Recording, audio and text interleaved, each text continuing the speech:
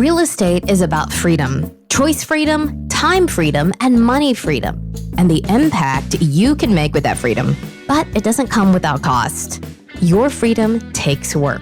That's why Neil Timmins brings together the tools you need to build your real estate legacy, from tips and tricks to interviews with industry titans. It's all here in one place. Real Grit. Let's get to it. What if I told you you can make 20 times the return of a single family fix and flip on your next big deal?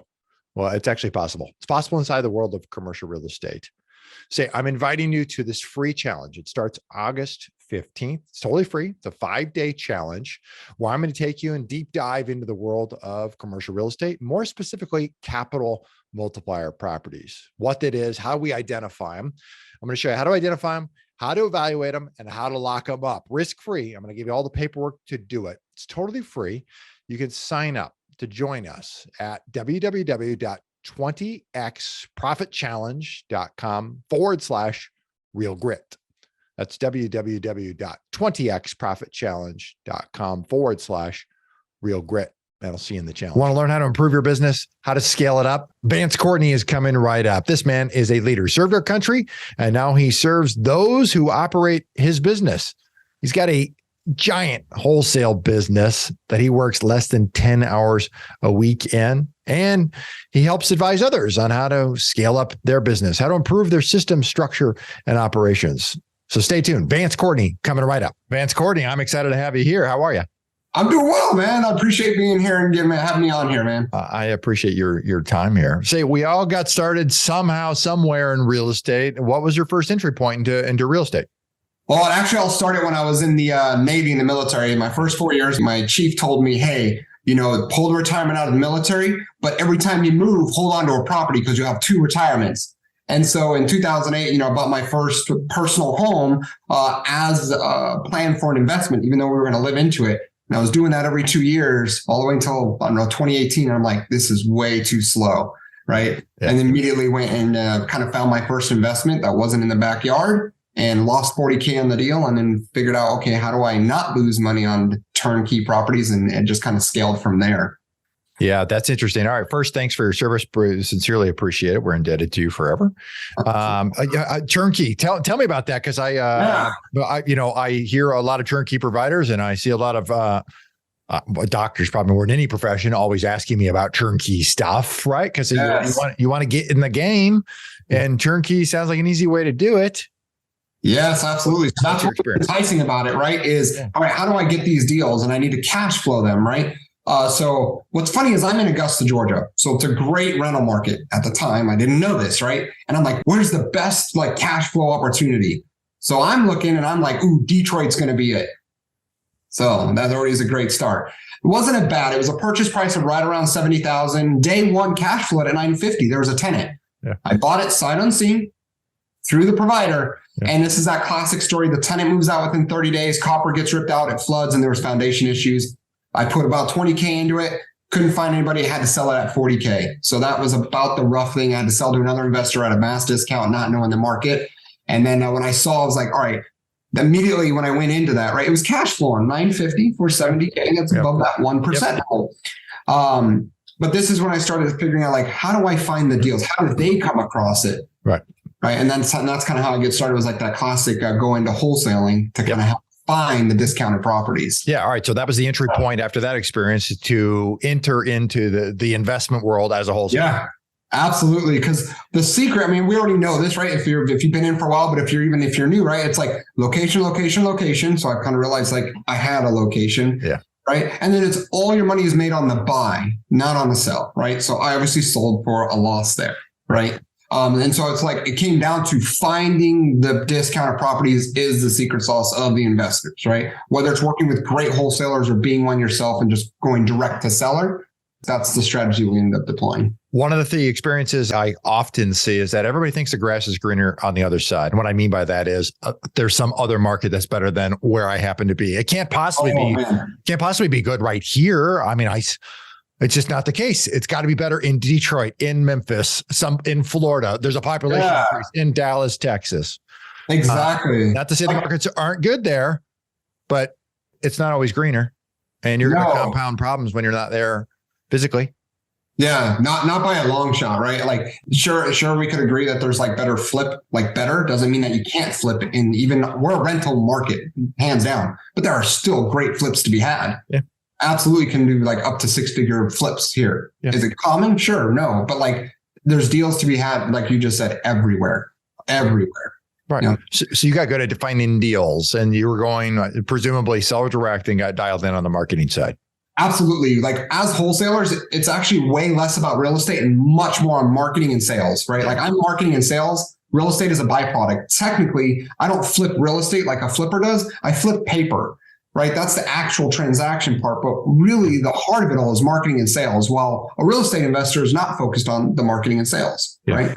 So yeah, that's the main focus on that. My experience has been, and I want your input here, has been those who are really good at system structure operations can excel real fast, real quick, real significant dollars and cents as a wholesaler. And then many of those people would struggle if they were to go into another section of this business.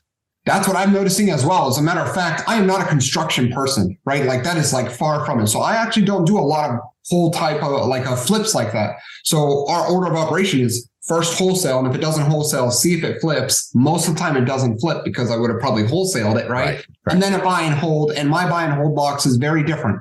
Because of my experience, I go for less than 20 years old. I'm looking for that long-term game. I don't look for cash flow today because my wholesale provides the cash flow for today. So 100%, like your systems and operations.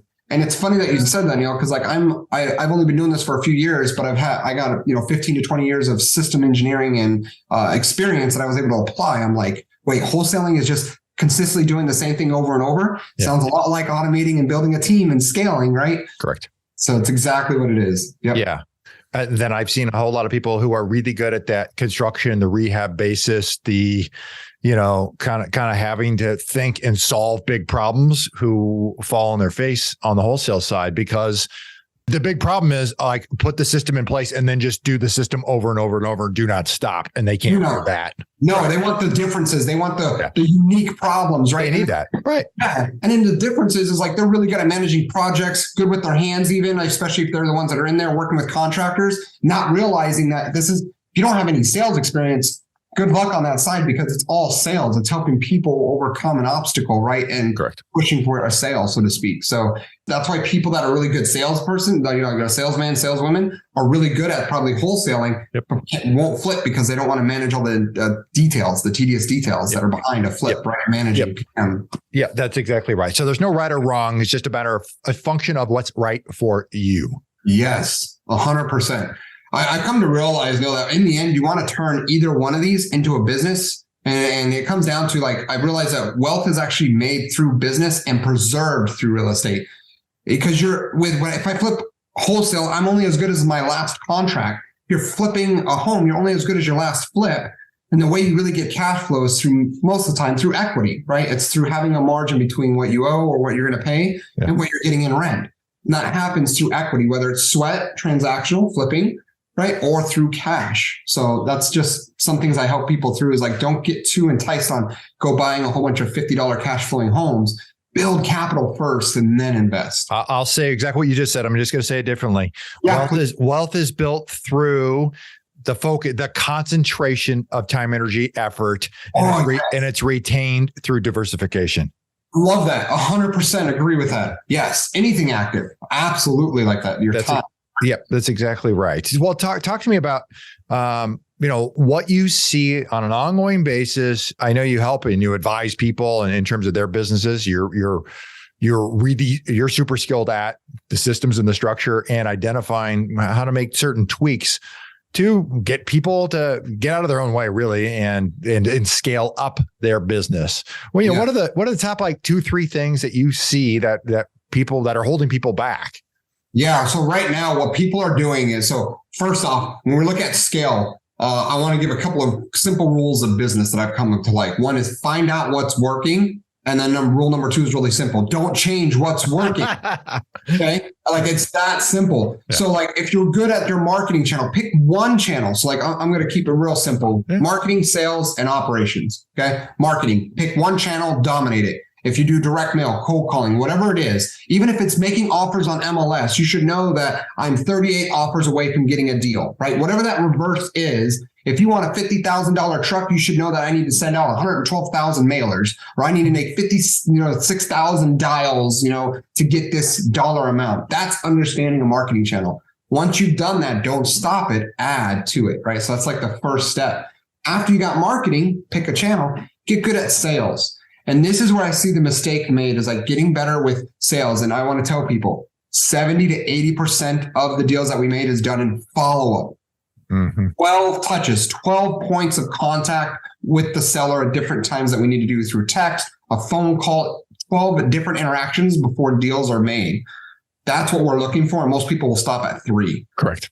So the real money is made. And this is the secret, if I were to give it out right now, is fine tune and implement a follow-up system, a follow-up process, right? What does that mean?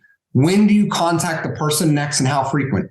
If you call once and they don't pick up, what is your step? What is your process on what you're going to do? Are you going to wait a month or just go to the next person that answers and spend more money on marketing and trying to use marketing dollars to solve a sales problem? And this doesn't cost you any money. It's a way of growing revenue with $0 spend. There's gold in that database. Yes, that's it. The money is in the database. We say this all the time. And so when you hear these phrases, but there's money in the database, what it means is there's leads waiting for you right now that either your competitor is going to take, because there's only one thing that kills all deals, and it's time. If you have a motivated seller, time is what's going to kill the deal. Foreclosure, a bank, another investor, a family member, a neighbor that's going to buy the deal, right? That's what kills all deals. Yep. No, you're absolutely right. Tell me, I'm curious as to the environment that we're in now. We're recording this in December of 22. So, we look back a year, interest rates have doubled, let's call it, I'm rounding, in a year. I'm curious, in your world, in your business, what have you seen? What's been the difference? How have you pivoted? Absolutely. Adjust your buy box. Don't live in the delusion that it's always going to keep going up. Yes, it's inevitable to go up over a period of time, but adapt. So a great example is the news, the media, we call that noise. That's not news to my business. I sell to investors and the investors sell to retail buyers. So when you look at the news of the buyers. So for us, we're seeing that investors will notice the trend ahead of time of the sellers. So we have a gap right now where the buyers are buying it cheaper and the sellers still think it's worth a lot of money. So what we've done is we've adjusted our buy box. So if you're an investor, just pay attention. Stop overshooting ARV, right?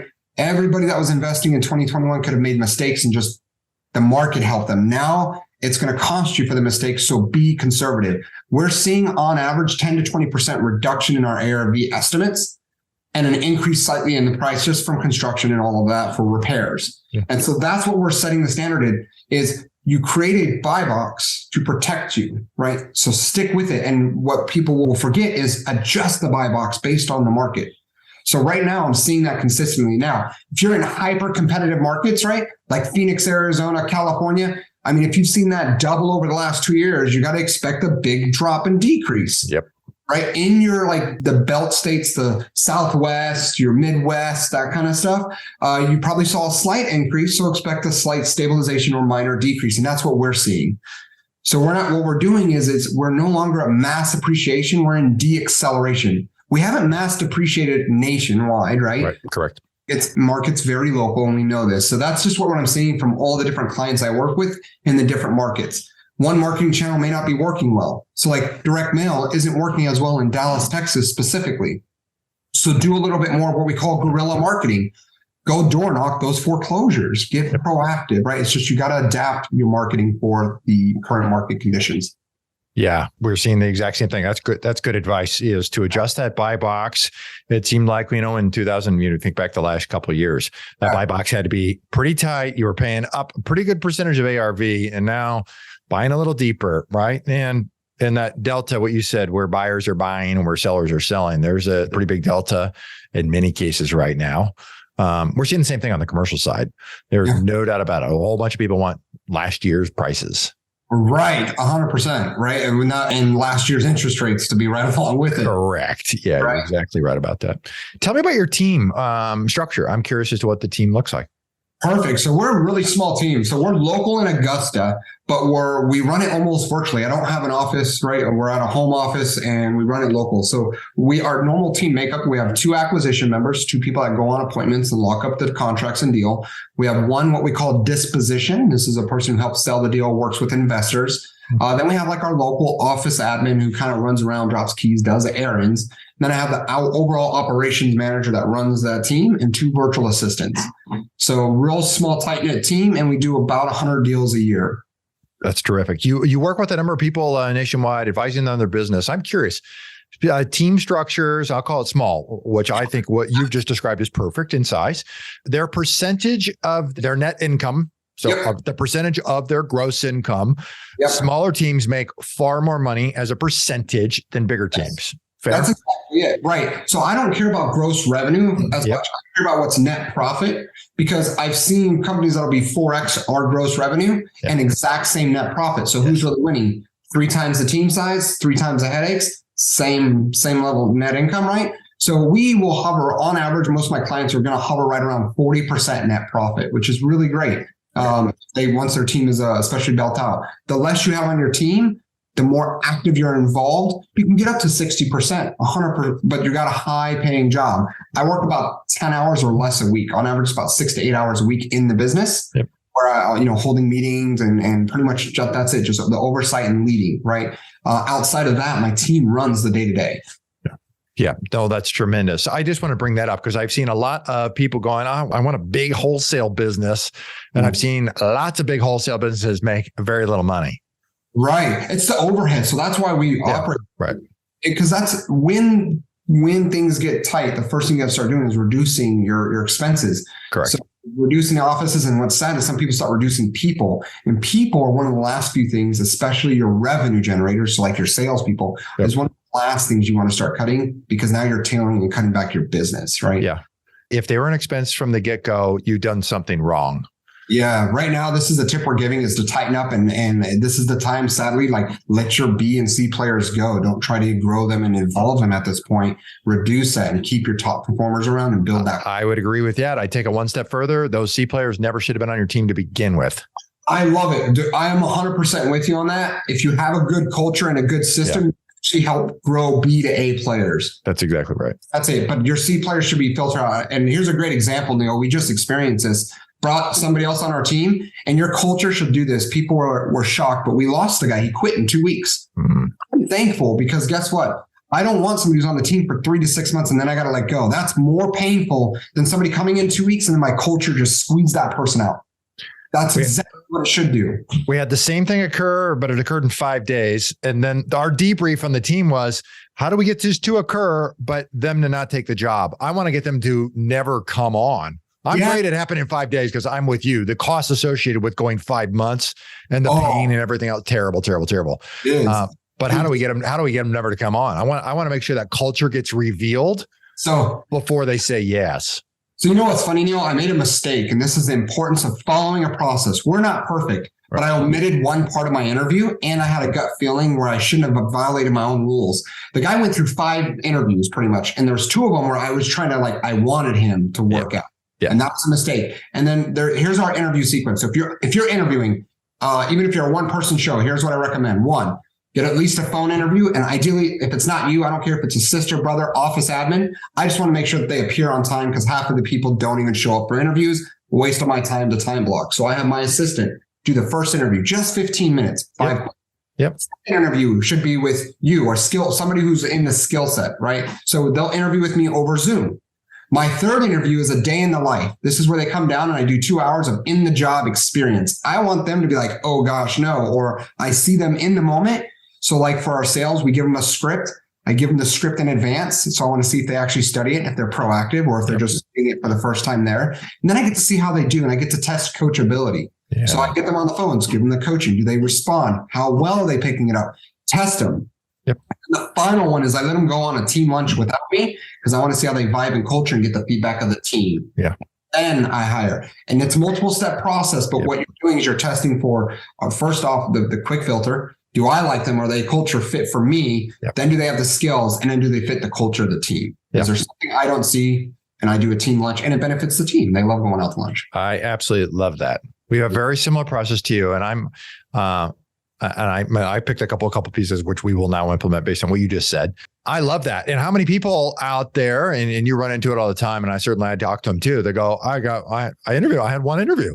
That's what you do. You have one interview, then you hire somebody. I'm like, no, you have to follow a process. And sometimes it takes getting burned a few times. And you're like, well, now I got to have a process. Yes, it does. Right. And if you realize, so here's the thing, take a look at your first step of which is the interview. If you find that you're having a lot of turnover, right? So to me, my job post is like marketing. And here's what marketing is supposed to do. It's supposed to attract the people that you want and repel those that you don't. That's right. And then your interview is a sales process. This is where I'm trying to sell them the opportunity. I want them to sell me as well. Yep. So again, your job. And so you want to fine tune that front end. So you're not bringing them in to find out, wow, this isn't a fit. And then you're killing your time. Yep. No, you're exactly right. Culture wise, how would you define your culture? Find core values. I have a really awesome system and process I'd be willing to actually give out to your audience on how can they create their own core values, right? Don't just Google something. Don't just pull up grit, hustle and stuff because you see the words out there. There's a good process on finding it. But then there's an important part. Do not have core values. I've seen people, Neil, where they got it up on their wall. And I've asked a client, I'm like, hey, what are your core values? And they're like, grit, hustle. Yeah. You got to look back. That's not your core values. Okay. That's right. So for instance, ours, and I want to use this as an example. It's actually right here in our logo. Selfless ownership strives under the roof of integrity. These are all about being people's selfless servants. You serve everybody but yourself first. Buyers, sellers, vendors, and employees, right? You take ownership in everything we do. Even if it's the attorney's fault, take ownership and figure out how we can prevent it next time. Strive for more. You're either going to grow or you're not. And if you're not willing to grow, this is not the organization for you. If you want to come into a job and stay doing the same thing for the next 5 to 10 years, this won't work out for you. And none of that matters without integrity. Okay. Doing the right thing always, even when no one's looking, always. Now, why is that important to us? Because when I work with people, we praise and discipline on core values. It's not the technical tool, whatever they messed up on. If they made a decision and it cost the company $500 or $1,000, but they followed a core value, that is nothing wrong on them. Nothing is wrong there because they followed a core value. So we always collect and be like, did we take ownership of this? Was this something that we could have done? Or, hey, great job on going above and beyond. You really were a selfless servant. Here's the gift card. So I tie it all to a core value, not a document, not feelings and gut, core values. And we create culture on it and we talk on it, right? And that's what's important about it. And we actually do what we say we are. That's the most important part. Yeah, no, that's incredible. Where did the core values for you, where did that grow out of? Perfect. So it's fun. So this will be a little nugget on it. It came out where you think of somebody in your life that had the biggest impact to you, that was 18 and older. You knew them, they knew you. And then you write down 5 attributes of these 3 different people. And then what's funny is when you look at the attributes of these individuals and you correlate across, that's actually not an attribute about them. Because you could say, nope, I know you're a nice person, you're professional, you're this. But I bet you there's somebody else who might say, man, Neil is not professional. Neil's not nice, right? But the reason why I see that in you is because they're actually my values that I'm tying to you. That's so right. Common word across multiple people, that's a core value to you. Yeah, they're what I hear you saying is they're a reflection of yourself. And and for you, what you've done is put an exercise in place so that you can identify that within yourself, what it is that's core to you. Absolutely. Because everybody's going to say they're nice. Somebody's going to say unless they're really, really not, then that's fine. Right. Most people are going to say, oh yeah, I'm honest. Right. But it may not be core. It may be what we call an aspirational value, I want to, but it's not core. So here's an example of a core. Okay. If you see, somebody drops $1 and they're already gone, what do you do with the $1? Right. Do you give it to donation? Do you give it to them? Do you keep the $1? What do you do? Right. How do you want to handle that? A great example and I use these stories because I ask people, well, give me an example where you executed integrity. And I want to hear their story. And if they don't have a good one, then it's not core. It's just not something they think about or do. But for instance, on us, we got a closing documents and they actually credited us $500 that we should not have gotten on the HUD. And everybody had signed and it was closing. It was closed. We had the check and it was no, this is not right. And we gave it back. Nobody would have come around it because everybody got their funds and we're good. Yep. But that's integrity. It's doing the right thing always. Yep. And the reason why that's so important is my employees are watching and I want them to hold that same level and they do things when I don't see it. They're running the culture. That's culture. Yeah. It's doing the things when no one's looking, right? Yeah, 100% doing the right thing always, even when no one's looking, right? Yeah. Find a wallet on the side of the street. What do you do with it? Do you take the cash and throw the wallet? You just found it. Do you mail the wallet? What do you do? Right. Right. Do you do it when no one is looking? There's no wrong answer. That's fine. But like some people it would eat them, it would bother them. And that's, yeah. I love that exercise, the ability to do that, because I can think through a handful of people in my life, right? The most influential people. And I've been able to identify, you know what? I've never done the exercise, but we have core values, of course, that I had to give thought to, just not through that exercise. Yeah. When I think about that in that manner, I'm like, absolutely, I can identify my core values with people. 100%, right? Like you start seeing, and that's how you know you got them core. It's really powerful. That's great. Tell me about a time, everything's not always easy. Businesses, what's the old saying? Real estate's easy, people's hard, right? So maybe what's been the biggest challenge, the biggest loss, the biggest lesson learned that you've had to go through from your journey in business? All right. So this is the best one. And we actually kind of hit on this with culture. We let go of our top performer. I mean, he was producing the most money, but we let him go because it collided with culture.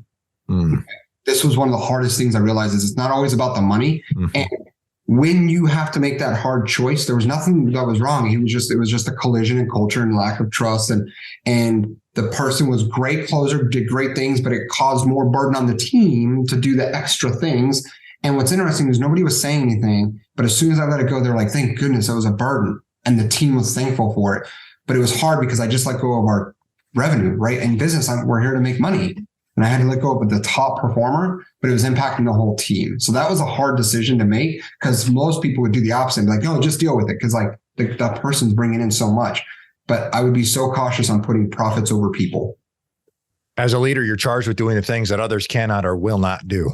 It is hard. Yes. And those are the hard things. And that is it, right? That it's making those tough decisions. As a matter of fact, whether you like this or not, I'm not here for the debate on it, but I just recently saw a post with Mark Zuckerberg announcing Facebook or Meta now, 11,000 people layoff, and he takes full responsibility with that and then sent out a Zoom on that, right? That's a hard decision. It's a very hard decision because you're impacting somebody else's life and their family.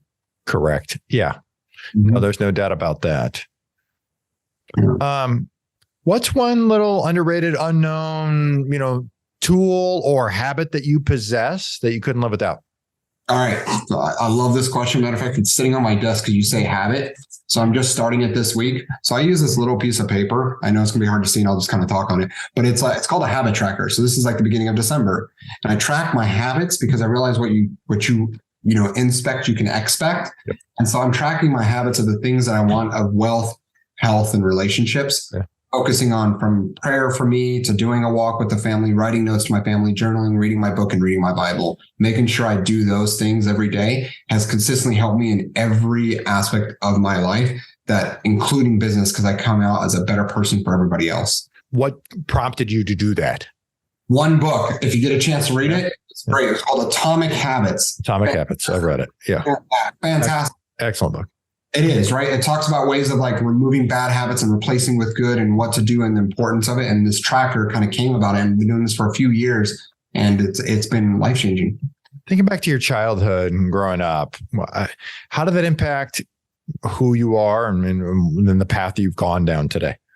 Yeah, that's a good question. 5. So I'm the oldest of 5 siblings and we're all a year apart. Okay. And so that right there was just kind of one of the things. We're so close in age, but I was still looked up to as the oldest the whole life, first one venturing out, first one doing these things. Yeah. I've always been looked up to in that way and always felt like that responsibility of just taking care of people and just looking out for people's better, best interest. And it feels like it just kind of aligned really well as I went through the military, learned more, became better. And then all throughout my career and now within business where, what's interesting is I believe the hierarchy chart is upside down in our organization. It's very simple. I serve my people serve business. I just simply set vision and I do everything to serve the people but the job. So if my guys are making sales calls, I do everything but pick up the phone. I get a system in place. I provide the training. I walk through things. I do everything that I possibly can to help them except pick up the phone because that is what they're there for, right? To talk to the seller. But I will coach, I will mentor, I will do all of this stuff, put more time into it, invest more resources, right? That is what my job is. So that org chart, I believe, should be upside down wholeheartedly. Leaders eat last, right? Yes, 100%. Yep. Looking forward to 2023, where are you headed? Where's the business headed? Well, we're shifting from just being local into our market. So we're going to try and just have fun with the doubling. We're going to double the revenue, double the deals, and we're going to try and tap into another market. My favorite part for my personal development is I'm now focusing on developing leaders in our organization. Yeah. So I've got this young person I'm really looking forward to helping cultivate and develop. I've got another leader that's working with my virtual team that's going to want to grow and expand that. And then just me helping other operators, multiple clients, right? Learning more on how I can help people be better leaders, not how to be just an executor. Yeah. Let's move into the final segment, what I call 4-4 impact. Hey, your favorite quote: motivation is what gets you started. Habits is what keeps you going. Jim Rome said it. What about that resonates most with you? Well, because motivation is temporary and everybody looks at that as like it's a permanent thing. And so motivation is like at the height of motivation, take action immediately. Take action. And then it's the consistent little actions consistently without a hiccup that creates the habit. Like now, like I literally have a habit tracker and it's like I feel off when I don't do it because it's been a habit. It's like brushing your teeth, right? You get up, you just do it. You don't think about it. It's just like a motion. But to get started on creating those habits, it takes a lot of motivation to get started. But do not only focus on motivation. You want to create a process around it and create a habit because that's longevity, right? Motivation is temporary. Yeah. What do you think holds most investors back from hitting their personal next level? Analysis paralysis, if I was being very direct. Here's the thing. I like this phrase: done is the new perfect. Yeah. The perfect plan never gets executed. All these phrases, here's what it simply means. Take massive imperfect action. You have just enough information. For anybody who's listening, stop with the education. Just stop today and take action on what you just heard in the last week or whatever you learned. Just go take action on it. Because here's what I've realized. It's the instruction you get from mentors or different people, platforms, plus your action equals your education. It is not information that gives you your education and then you take action. It is your instruction, your action, and that is your education. It's a feedback loop. Mm-hmm. Outside of real estate, what are you most passionate about? So really is people. I thought it was systems, but I really enjoy serving people, and I get excited. I get my emotional paycheck is what I call it when my clients get results. Like, I don't know what it is. It just fuels me up and I'm like, let's go. And it just fire. So it's seeing people get results and get action on that. I love it. Well, what's your favorite way to make an impact in the community? Serving. Really, it's serving. And it doesn't have to be just with like time and physical labor, but I love when I get to have an impact of like when somebody calls me and we talk with the clients. I love having an impact because I not only impact that leader, I impact the organization and the sellers they work with. So we operate wholesaling with a high level of integrity, ethics, and morals, right? We don't, it's no sleazy. We're very open and upfront. And I love consulting that way and helping others have that ripple effect that I just can't see. That right there is so impactful and important to me. Yeah, no, that's just terrific. It's a deep impact there. Yeah, it really is. We launched the Real Grit Vault here in the recent past, in the last few months. And I understand you're making a contribution to the Real Grit Vault, a virtual assistant checklist. Tell the listeners a little about that. Oh, this is fantastic. So if you're looking for virtual assistants and you're going to leverage a tool like Upwork, I've got some little filters that you do on how you can find A players easily instead of trying to just like with your interview process, you don't take the first one. And just like when you go in to post a job, you don't just take the first person who applies, slap a filter and be proactive and go pick up those A players. And that's what this filter does. Shows you the exact checklist on what you can select in your advanced filtering for Upwork. That's terrific. I appreciate the contribution to the tool. Anybody can get it there, www.realgritvault.com. Say, inside of your business, how maybe when you help other people in other markets, how do you do so? What does that look like? Oh, this is great. We come in and we actually focus on those main three things, right? Marketing, sales, and operations. And we see where we need to dial it down. A little secret about this is the whole time I'm working with them on leadership and culture at the same time. It's just that's not what people are looking for as an answer on, but it's part of the process. And so I like to help people with scaling and growing from wherever they're at, from a few deals to no team members, and helping them with their first hire all the way to managing a team and trying to grow that business in there and moving forward on it. Yeah. People want to find you, follow you, they want to connect. Where can they go? What should they do? Absolutely. They can go to either check me out on Facebook, scalebysystems.com. You can go there, take a look at the website, or connect at scalebysystems.com. And feel free to connect. I love to serve and help the community any way I can. Any questions, nothing's off limits. Yeah, that's terrific. We'll make sure we get all those links below in the show notes. Vance, I really appreciate you taking the time to connect. It's a fun story about how you came from, serving is the commonality through your whole life. You serve this country, and now you just, you found your space, your home in real estate and systems, and you serve your team and now other people throughout the country doing what it is that they do. So really terrific. I appreciate the conversation. I really enjoyed this, got a lot out of it. And I'm certain the audience did as well. So thank you for your time. No, absolutely. Thank you so much for having me on. And again, if I can help in any way, please let me know. It's actually my favorite part. I enjoy this stuff. No, sounds great. Thanks, Vance. I will see you soon. Awesome. Thank you. For everybody here at Real Grit, I'm Neil Timmins, reminding you that real estate requires real grit. See you next time. What if I told you can make 20 times the return of a single family fix and flip on your next big deal? Well, it's actually possible. It's possible inside the world of commercial real estate. Say, I'm inviting you to this free challenge. It starts August 15th. It's totally free. It's a 5-day challenge where I'm going to take you and deep dive into the world of commercial real estate, more specifically, capital multiplier properties, what that is, how we identify them. I'm going to show you how to identify them, how to evaluate them, and how to lock them up risk-free. I'm going to give you all the paperwork to do it. It's totally free. You can sign up to join us at www.20xprofitchallenge.com/real grit. That's www.20xprofitchallenge.com/real grit. And I'll see you in the challenge. If you like our content and want more, you can access it at realgritpodcast.com. You hear it guest after guest. Instinctively, you already know it. But let me call it out. The most expensive action is inaction. The real estate market is full of opportunities. You just need to uncover them. You can build a business that lasts for years, makes monumental impact in the lives of those that you love. It's not just about business, but about the freedom you get because of it. Have you ever heard the saying, if you want to go fast, go alone. If you want to go far, go together. I believe that partnering is essential. In fact, I partner with hardworking investors all the time.